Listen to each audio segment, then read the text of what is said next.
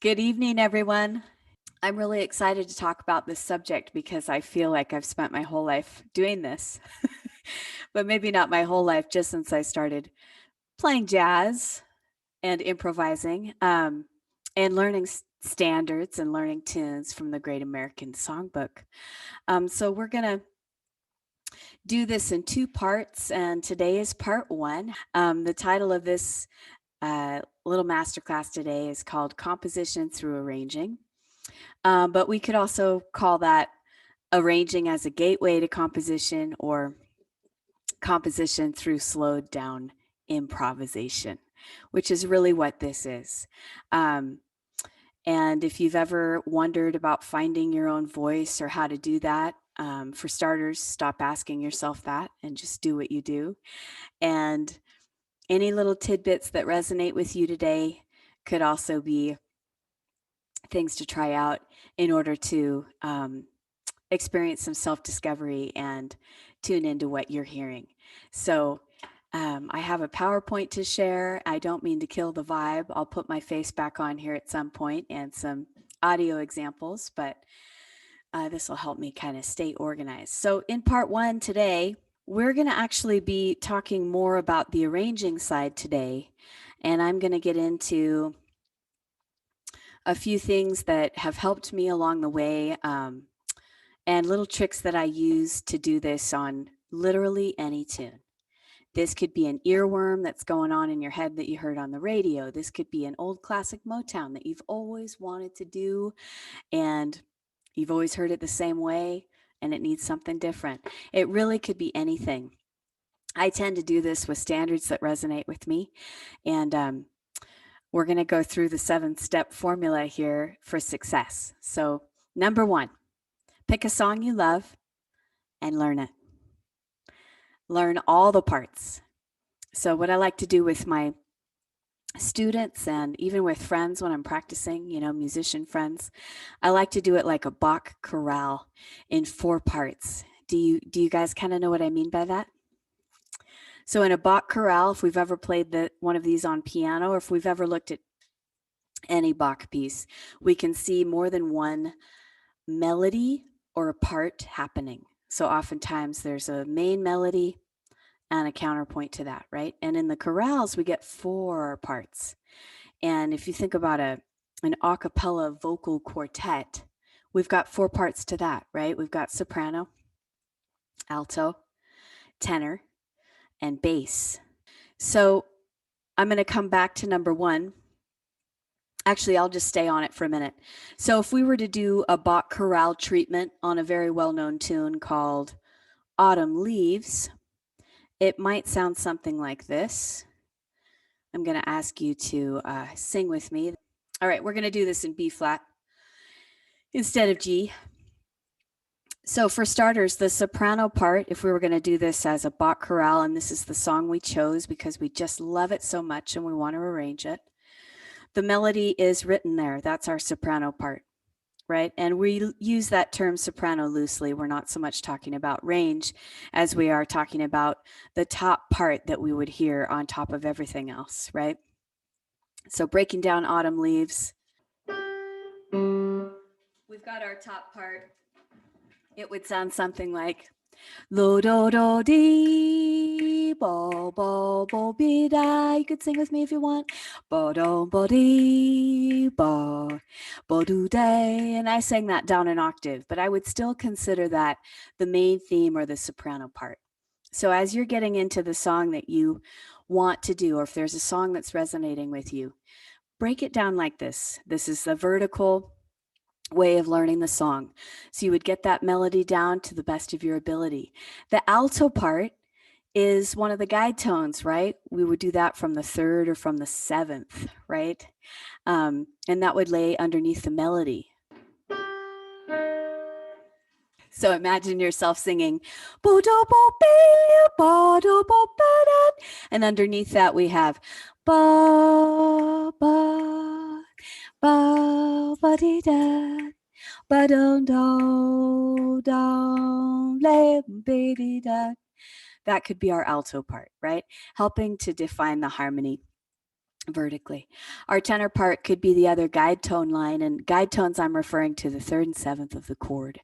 So we just sang the alto part from E flat from the 3rd, ba da da da, and we could sing the tenor part from the 7th, B flat. That would sound like ba boo dee, ah da dee down. Ba da da don don do don ba don, and that's its own melody underneath those other 3 structures, right? And our bass part would be those letters that we see there. The lead sheet, the roots, the chord changes, ba, right? Ba da da da, la, la, la. La, la, la, la. So that's what I mean by Bach chorale. I'm going quick because I have a lot here for you. But that's number 1. Pick a song and learn it. And there are all sorts of ways of learning a song. That's more of a geeked out, analytical, theoretical approach. But you could learn the song just from listening to it every day, right? Your favorite version.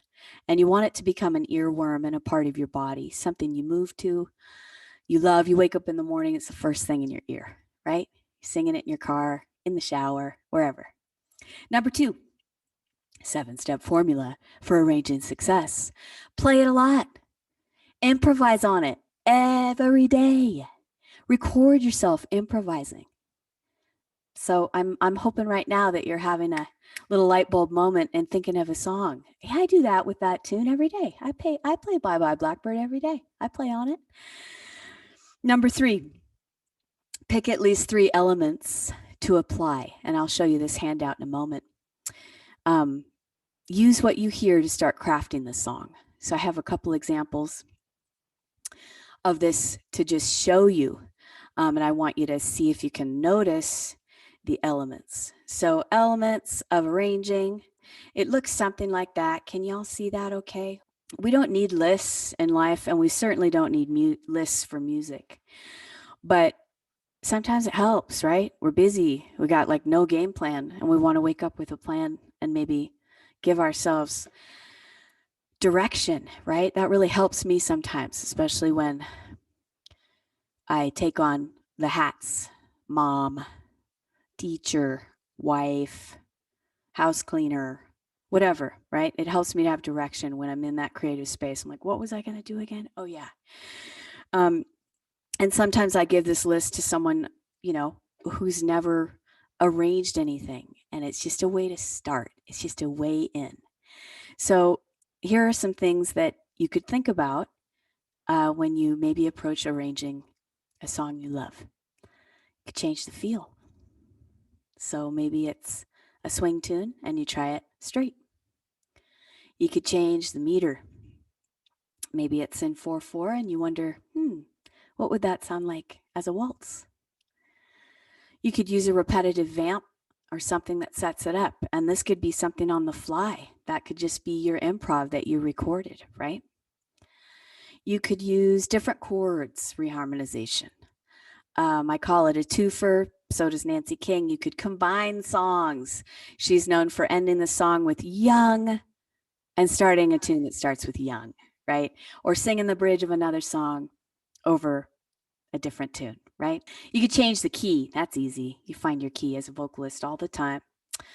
You could write a second line or a counterpoint or a harmony part, right? And these are things that you could write out or just simply be improvising and making up and recording yourself.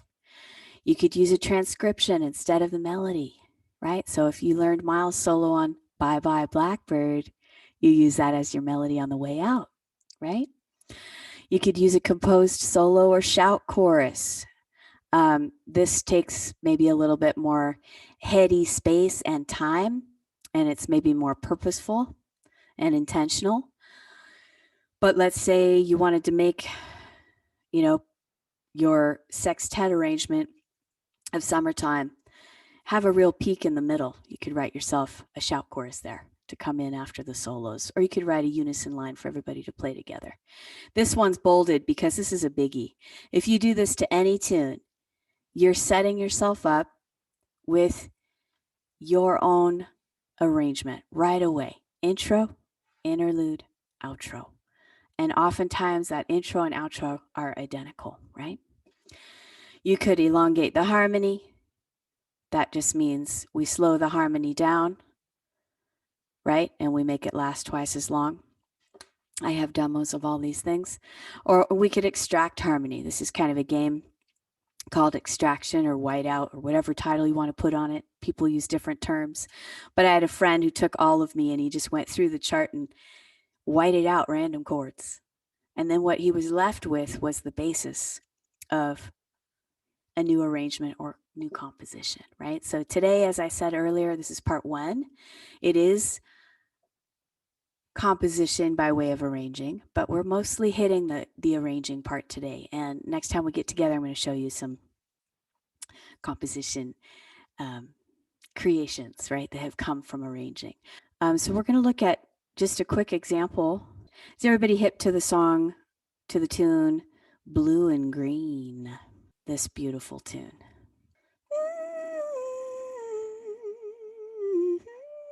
Off of Kind of Blue. Can I get a nod? We know this. Cool. So one of my favorite arrangements is by the great Jeanne Kendrick. And I know we looked at that elements list like for a sec. So if you would like that info, please email me, text me, call me, write me, look me up on Facebook. I'll send you any of this stuff, okay? I'm so happy to share all the time. And by way of sharing is how I get any of my ideas. It's by generous musicians who share with me. So here's Blue and Green. Remember that original that we just looked at? Ooh. And we are referencing our elements here, right? Okay, so remember all these little elements. So is there anything you notice happening in this arrangement by Jeanne? Any element? I see an intro. Hey, she sees an intro. And it is also the outro. So bam, you've given yourself double the material, right? Totally hook yourself up. Intro, outro. What else, guys? Look at this key signature. Oh, different key. It's in a different key. Hey, Annie. Different key. And we're in 5/4. And we're in 5. And we're in 5. And if I scroll on down, we get an interlude. But Jeanne was so smart. She just used the changes of the tune. And I can guarantee you she improvised this, added a little harmony part. She probably tweaked it once or twice, but it's very hook-like, and there's a lot of repetition, right? So that's one example. I'm not playing audio on these because just out of respect to the artists, I got permission to show it, but I didn't get permission to play it. Okay, so that is one example. So actually, I'm going to play for you an audio. How about that? I decided on McCoy. Early McCoy.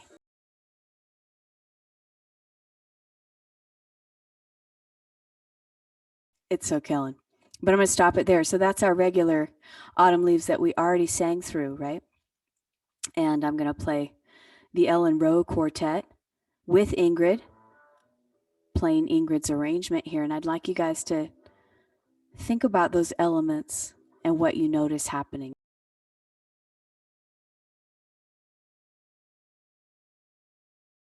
So Ingrid didn't just arrange this, she composed a whole new melody over it, right? Same changes. So I might call this a contrafact. She's got an intro, an interlude, 2 interludes. What are some other elements that we see happening? It's in G instead of B flat. It's in 3/4 instead of 4/4. There are counter lines, right? These are all things from that elements list. And I think, you know, as you are evolving as an improviser and as a composer and as an arranger, all those things start to fuse together as one, right? So you have one voice, no matter what style or category or whatever you're doing. And I think Ingrid is a great example of that, of someone who never stays still in the music. So, for example, we played a string of gigs years ago. We played 6 nights, and we played A Train, her arrangement of A Train. Of course, she spelled it E-H, you know, Canadian. And she changed it every night. There was something different to the arrangement. So that's how it goes sometimes. And she's very detail oriented and puts it on paper, but you don't have to. Moving right along. Number 4. So we pick a song we love. We learn it really well. We play it a lot. We improvise on it. We pick 3 elements. We finesse and rehearse and we practice. So if we start with that intro, outro, we practice that a lot. We transcribe ourselves in the moment or from pre-recorded improv. Number 5, try it with other people. Yes, if possible, let's get all, I had my first Poke Monday. Let's all get vaccinated so we can play with others. Cycle through as many iterations as possible. Get feedback from your friends, your band. How does this feel? How does this sound? What would you do here? Make decisions and edit in the moment, quickly. Number 6, extract your favorite moments and create those as separate entities. And this is what we'll get into next time. Extracting your arrangement and using that as fuel for a new tune. That is so fun, right? Because the tune gave you the idea in the first place. And then you can say, thank you. Now I'm going to do my own thing. Let it start to craft its own piece of music, something new and not as related to the original. Cool. Number 7, record yourself improvising with new extraction, right? Start crafting your new piece-based extraction. Think of specific instrumentation and delegate. So these are the 7 steps. I don't use them every time to arrange, and I'll get into that a little later. Oftentimes, this is like therapy for me at 2 a.m. Finally, I'm at the piano by myself. There's a tune I've been working on. I start tweaking. I start messing with it. I'm like, I'm not going to remember this tomorrow, so I record it. But as soon as I get to try it with a band, I do that. Or one other person, a bass player. Right? And in COVID, that has kind of manifested in recording. So exchanging with a friend in Brooklyn, we just send each other tracks. Hey, let's try this. Oh, let's put this on it. Yeah, So you can still have collaboration, even if it's not in person. But boy, it's so much more fun. Moving right along. So today is part 1. I wanted to show you some early arrangements, maybe talk about how I got there, my process a little bit. I just said therapy and release, but I wanted to just impart this to you as encouragement. Anyone can do it. So anytime you put your weave on a piece or you embellish, recreate, reimagine, you are improvising. So perhaps, right, we really should call this composition through slowed down improvisation, right? Arrangements don't have to be all fancy and written. They can get there, but they can start as just an idea or a concept, something to shed, sometimes with another person. Sometimes your arrangement can be as simple as a talk down or a specific narrowed down instrumentation. What I mean by that is, and a good friend of mine, Chuck Deardorff, he used to call it arrangements while you wait. Okay, guys, let's try this. We're going to do a G pedal up front. You're going to come in at A. At the bridge, we're going to do stop time, right? He would just like in the moment tell us what to do, and we would do it, right? Or try to remember. So that's an arrangement that's not written out at all. That's just calling a tune and trying some things out. Narrowed down instrumentation is just that. So sometimes the arrangement is the instrumentation. For example, I did a record of duets, and for me, the order of that and who I chose and what the instrument combinations were, that to me was an arrangement in itself, right? And doing my ideal with just a bass player and my voice is way different for me. So that was like Dawn unplugged, uncovered, right? That was completely vulnerable. And we didn't do anything to the tune. We just did it down, we blew on it, and we played it out. But that was an arrangement. That was different, right? So I put these 2 pretty well-known songs at the bottom. You could try this, right? You could try You Are My Sunshine. So sing this melody with me. We're going to take one chorus through the melody, how we know it. And then I want you to do your own embellishment on the second time and just anything that you want. Nobody's listening. and except for who's with you in your room. So here we go. Ready? You are my sunshine, my only sunshine. I'll try to sing it straight. Sorry. You make me happy when skies are gray. You'll never know, dear, how much I love you. Please don't take my sunshine away. Oops, I embellished it at the end, but I kind of liked it.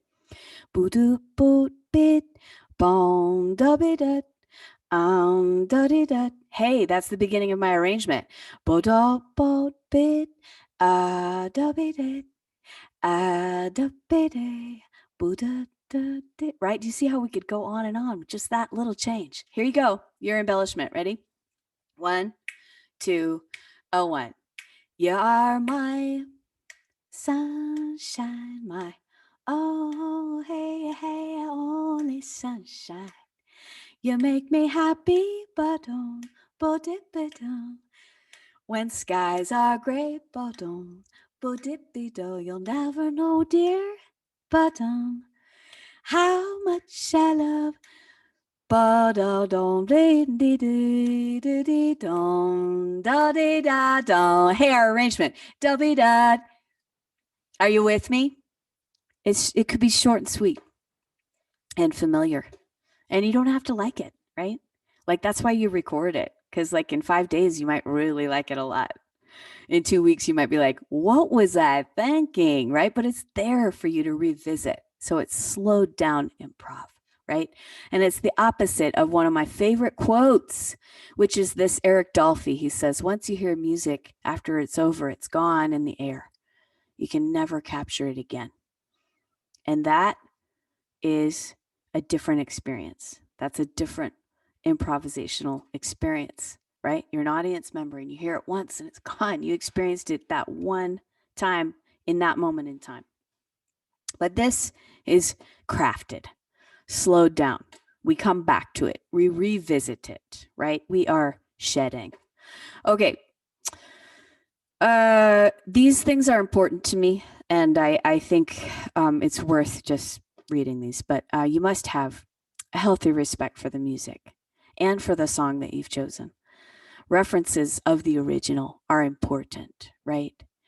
I don't know if you've ever had this experience where you've talked to someone and they're like, man, that Bruno Mars or that Bruno Major's version of like Someone in Love is so, and you're like, well, have you heard Ray Brown play like Someone in Love? No. Well, have you heard, so you got to go back and you got to start with an older version of the song, sometimes to hear the original. And the best method is to always try to find the composer first, right? So if the composer performed the tune, check it out. Monk tunes, Duke tunes, find them playing it first and then someone's version. And then hang with that tune till you're literally dating. LOL, yes, laugh out loud. I like to think of songs as relationships because you know them your whole life.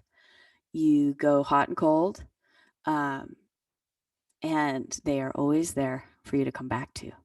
So you are doing that with the song that you've chosen, right? You're like, man, okay, we're going steady for a while.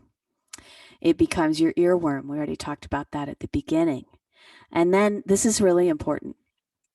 You ask yourself why. Why do you want to arrange the song? There doesn't always have to be an answer right away, but you've got to get that conversation started within yourself, because I feel like not just that that's the correct question, but that's going to turn you in the right direction. Why? Right? And that's going to be your motivation and your inspiration, right? Even without the answer, you're asking. So you're curious and you're hungry. Sometimes it doesn't work. Like sometimes I'll arrange something to try it on a gig and then that's it. I never do it again. Colin can probably attest to this because we have lots of clubs in this town. Well, 2 amazing venues that support jazz musicians here, Dazzle and Nocturne. And There's kind of a trend going on maybe in other cities too, like Portland, Jim. I don't know if this is happening in Portland or in Seattle, Richard. But they really like themed events and they really like themed residencies, right? So we did Stevie Wonder at Dazzle one night. I tried to make it special by choosing the non-hits, the songs that he wrote for other singers to sing. And that's what made it personal to me. And maybe we'll do it again, but it was kind of a one-off, right?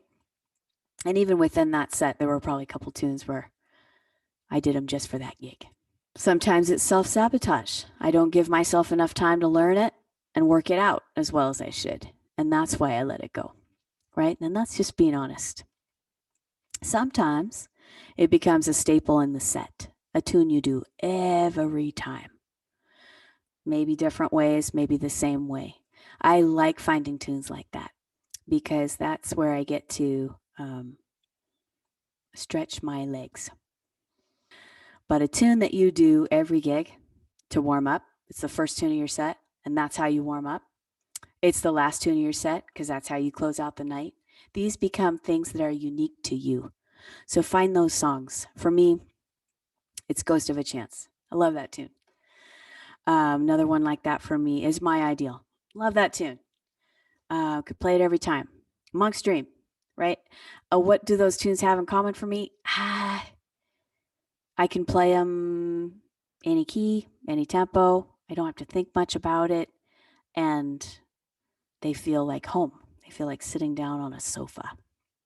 So in the moment, maybe it's something like that where you can apply one or two elements, right? And breathe new life into it. Keep it fresh for yourself, for the musicians, for the audience.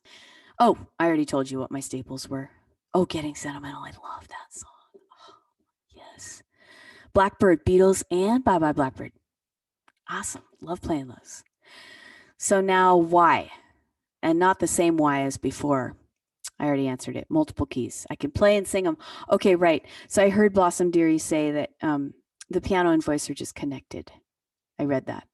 She doesn't do one without the other because they go together for her. They're just very connected. I'd love to hear what Shirley Horn says about that, or Nat King Cole. But when I know the lyrics to a song and I can sing it, as well as I can play it on the piano, that for me is a song that I really know. I really know that tune. Right? Because you can cover a lot of stuff up on the piano, if you know what I'm saying. So I thought I'd put myself out there with a little vulnerability and play some things that have not worked for me. Maybe I'll start with this pop hit that we all know and love. Put a Little Love in Your Heart. We did this handful of times with Matt Wilson's band, Arts and Crafts. He was like, why don't you just arrange this one? Just, So I don't think I even have to play this for you to show you why it's not working. I didn't really do much to it. There's not enough there, right? But what made this work in the musical context was the musicians. And what we ended up doing was like, we kept going down in steps, and that was kind of fun. But this was off the cuff. I didn't put much time into it, but I did come up with something, right? So short, right? There's varying levels and degrees of how crafty you want to be. So that's an example of that one. And then I thought I'd actually play these next two, if we have energy, on the piano. So this is a song I've arranged several times, and I think I forgot I arranged it. Does that ever happen to you? I made this really cool arrangement, or so I thought. Look at this. It's like, what? What's going on here? Whoa. And then I kind of forgot that I did it, and I made another one that's totally different. So I'm going to play these two for you. They have a lot in common, so I must have been hearing something. They both kind of go into a blues at the end. Right? Look at that. How do I end this one? Oh, Vamp and Fade. They're very similar in some ways. One is in 5, one is in 3. And then this kind of went full circle because now I feel like Sentimental Journey should just be a slow swinger, you know, just the way we hear Peggy Lee do it. So, but that was a process for me, and that was good practice, right? And that was me stretching my ear and trying to figure out what I heard, which is like what we're trying to do as musicians. But look at that. That's a lot of work, and it's something that I really don't play much, but maybe I should come back to it. Alrighty. It's okay to fail. I think my point was you got to. You got to hit the wall. You got to see what works and what doesn't work. And I'll just share, like in my early 40s, which I am now, I used to try to geek on things and make them, I don't even know. I wasn't trying to, but like you could see in those arrangements, change 2/4 to 3/4 to 4/4, 5/4. I love playing music like that. And I love playing other people's music like that. I love sight reading. I love juicy, hard arrangements. But lately, and maybe this is COVID speaking, I just want to keep it simple. Like, I just want it to be all one time signature and all one chord. Can anybody relate? I mean, when we get together in 2 weeks, I'm going to play some new songs I've been working on, and you'll hear what I mean. Because there's so much more to explore in the music besides notes and rhythms and density. There's like the sonic aspect, right? And texture and breath and emotion and conversation and space. So I'm learning, and hopefully getting better a little bit each day. Cool. All right. I thought we could use this as a little demo. All the things you are. So have you ever heard someone say, it's a good song if it works as, you know, a ballad, a swing, a waltz, a Latin? Like, it's a good song if it works all the different ways. Sorta. But songs are like people, you know, sometimes they just have their personality and they're just that way. Or they have that attitude that day, and that's just what it is, right? It doesn't have to work all the ways. I don't do a bunch of things well. I hardly do anything well, right? So I kind of have let that go. But if we were to use that as food for thought, this tune is a tune like that.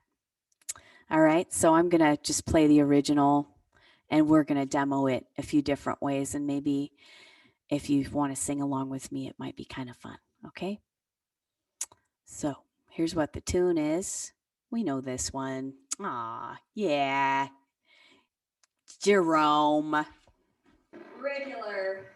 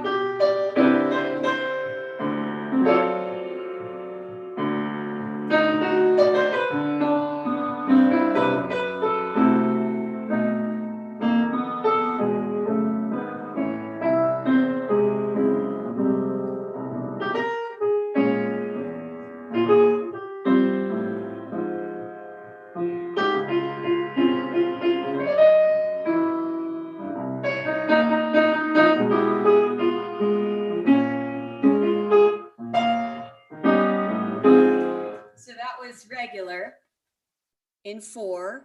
You with me? Okay. So let's just be curious and see what the song sounds like in 3. Oh, should we try with the intro in 3? Why not?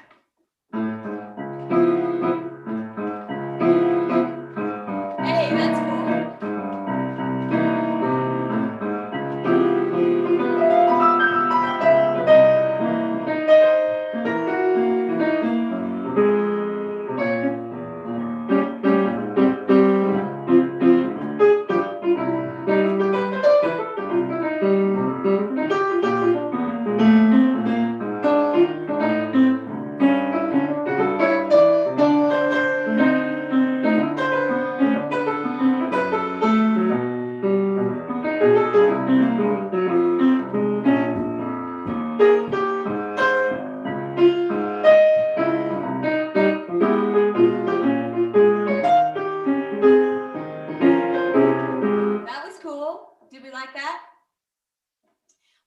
sound like in 6/8.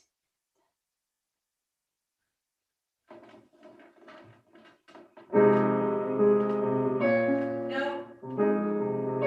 Now what should we do?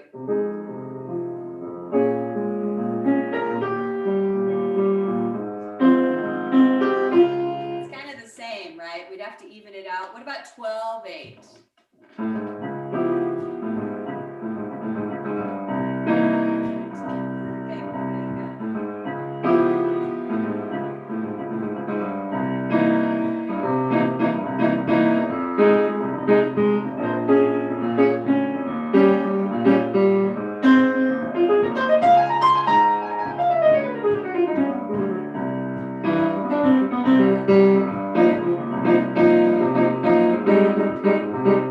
That's working. What about 5?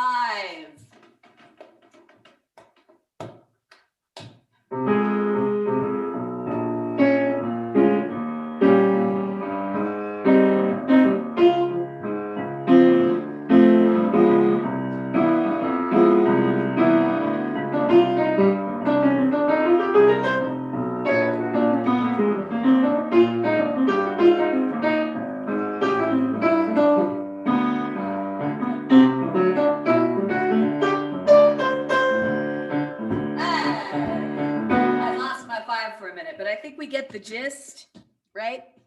And that's straight from Elements. And that was just one element, just trying to change the time. So we could also try it in 7, but why should I do that when Brad Meldau has the most exquisite version? So check out Meldau's. Okay, appreciate you guys hanging with me here today. So this last slide is probably the most time consuming. I could have spent the whole time on it, but all right, here we go. Reasons. We've already kind of discussed some of these, but here are some personal reasons, and these are all examples I'm so down to share with you in the next 10 minutes. So the song needs a fresh presentation. Any tunes come to mind? Huh? Does this one come to mind? Oh, yeah. And actually, partly why I did this is because I was kind of over this tune. I don't know. I just wanted to try to make it cool. And I also was kind of over that worship of someone. If he's not gonna, well, why not take all of me? Because, take my lips, take my arms, right? So I kind of made it more like my higher power spiritual worship. And I put a little hymn up front. And this is really old Dawn, so forgive my voices. Whoa. But I'll play it for you.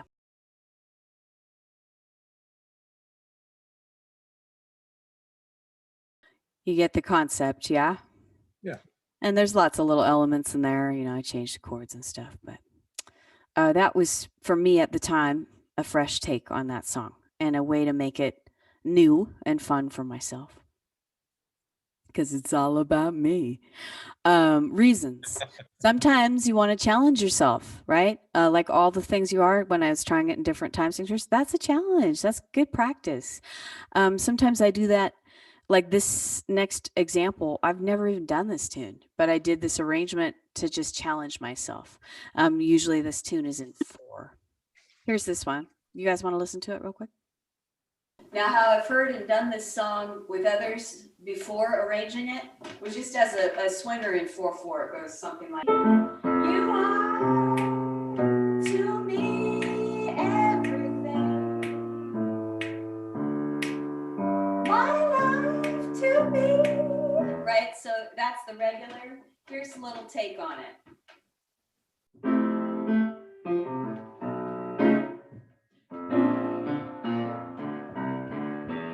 4/5. 4/5.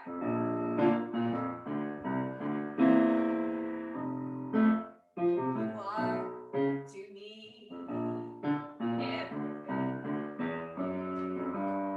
my life to me everything,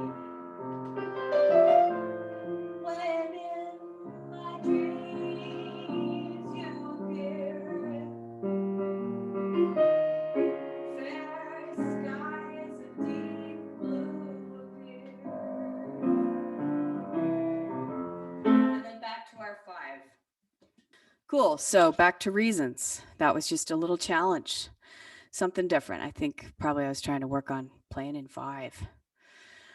Okay. Then we've got this, challenging yourself to learn the song. That could be why you arrange it, is to try to learn it. I'm going to skip this, but you can find on YouTube. I'll share this with Camilla. But Inspiration Trio, we did a little thing at Kuvo, Steve Kowalczyk and Seth Lewis, and this is the last song of that set, so you can check that out. But My Ship, I love Kurt Weill. I'd never learned this song. I just heard Miles do it with Gil Evans, and I was like, dang. And then I checked out the lyrics, and I was like, I don't know if I can sing about that. But then it became like a message of hope coming home, right? Being stuck at sea and coming home, and then making the ship your home. And the lyrics became so gorgeous and beautiful, and metaphor was so beautiful. So that was a challenge to just learn that song. Another reason could be that you're just curious. And like we were asking ourselves about all the things you are, well, what would it sound like in 3? Ooh, what would it sound like in oh? So I did that with this tune every time we say goodbye, which we know to be a dirgy ballad, right? Sometimes beautifully sung, but sometimes, we just want to give it some energy. So I'm going to wait on that one too. And I'm going to try to play this next one. Sometimes it could just be based on improvisation and something you're messing around with and something that you heard. So Wee Small Hours, that's how this arrangement came about. I was playing the song and I kept going to relative minor. I just kept gravitating there. And so it became, God, I think I'm obsessed with 5. I put it in 5, and I made the destination, like the rest area where we get out of the car and stretch our legs. Instead of the 1, I made it the 6. So it starts there and it ends there, and the vibe is there. But I'll play you a better recording of this. Let's see.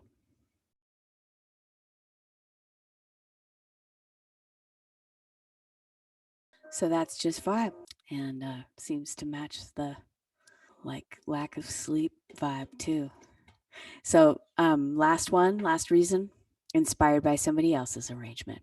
And it's okay to be a copycat, and it's okay to, I think, mimic and then reflect, right? And no matter what, there's only one you. And so truly, even if you transcribed somebody else's arrangement of something, when you do it, there's only one you doing it that way. So I think there's a lot of liberty in that. And I say that like with total respect, right? I know that opinion isn't shared, but that's why we transcribe people's solos. That's why we learn, that's how we learn. It's an oral language. And so sometimes repeating back what you hear gives you an idea for something else. The example I had of that is a beautiful, beautiful Cole Porter tune. I won't play it for you, but I'll just share.